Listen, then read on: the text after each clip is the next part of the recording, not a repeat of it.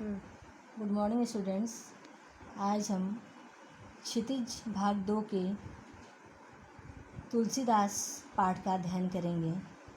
इसमें तुलसीदास की कविता का संकलन है, रचनाओं का संकलन है। तुलसीदास जी का जो जन्म है वह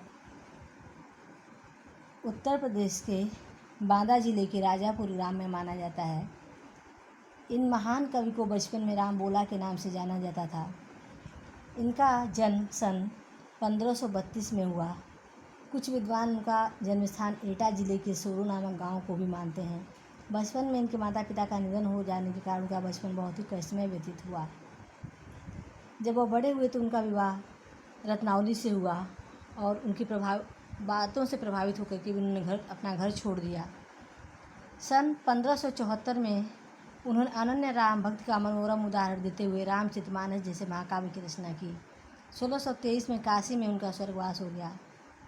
इनकी प्रमुख रचनाएं हैं दोहा, कवितावली, वैलवै रामायण, वैराग्य संदीपनी, रामाज्ञा पृष्ठ, गीतावली, विनय पत्रिका, रामचरितमानस। रामचरितमानस इनका महाकाव्य है। पार्थिव मंगल, जानकी मंगल, राम आदि। इनकी साहित्य की विशेषताएं अर्थात साहित्यिक विशेषताएं। महाकवि तुलसीदास ने अपने युग का गहन एवं गंभीर अध्ययन किया। उनके काव्य में धर्म, दर्शन, संस्कृति का सुंदर समन्वय हुआ है। तुलसी जी के काव्य में शांत रस के साथ हास्य, वीर, विभत्स, रौद्र आदि सभी रसों का चित्रण दिखाई पड़ता है। इनके राम जो थे वो आराध्य राम ही थे और सगुण और निर्गुण दोनों ही रूपों में दिखाई पड़ते हैं। तुलसीदास जी की कविता में दास्य भाव दिखाई पड़ता है। भाषा शैली, गोस्वामी तुलसीदास जी की भाषा अवधी और ब्रजभाषा दोनों ही है। तत्सम शब्दों की अधिकता दिखाई पड़ती है, लेकिन कहीं भी भाषा में क्लिष्टता नहीं आती है। दोहा, चौपाई, कवित्व, सोठा, बलवे आदि छंदों का भी प्रयोग तुलसीदास जी की रचनाओं में दिखाई पड़ता है।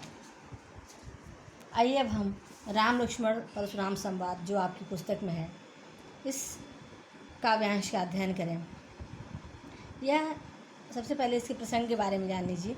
यह वहाँ का प्रसंग है जब राम और लक्ष्मण सीता स्वयंवर में पहुँचते हैं और राम जी ने यह शर्त रखी रहती है कि जो भगवान शिव के धनुष को तोड़ेगा उसी के साथ सीता का विवाह होगा। सभी राजा इस धनुष को तोड़ने का प्रयत्न करते हैं, कोई तोड़ नहीं पाते हैं, लेकिन राम जी के छूते ही वह धनुष टूट जाता है और धनुष के टूटते ही ऋषि परशुराम क्रोधित हो जाते हैं। वहाँ पर आते हैं और पूछते हैं कि किसने इस धनुष को तोड़ा है। अब आइए देखते हैं। नाथ समुदन भंजन हारा होई के उपदास तुम्हारा। जब पूछते हैं परशुराम जी किसने इस धनुष को तोड़ा है तो बहुत ही विनम्रता के साथ राम उत्तर देते हैं कि इस धनुष को तोड़ने वाला कोई आपका एक दास ही होगा। आयुष का कहिए किन मोहि, सुन रिसाई बोले मन को ही। सेवक सो जो कर सेवकाई अर करने कर करी लड़ाई। कि आपकी क्या आज्ञा है जो हो कहिए। यह बात सुन कर के मुनि क्रोधित हो गए और बोले कि सेवक वह होता है जो सेवा करता है, न कि शत्रुता करने वाला सेवक होता है, वह तो लड़ाई के योग्य होता है। सुनो राम जी शिव धनुष तोड़ा, सहस बाहु संसोर मोरा।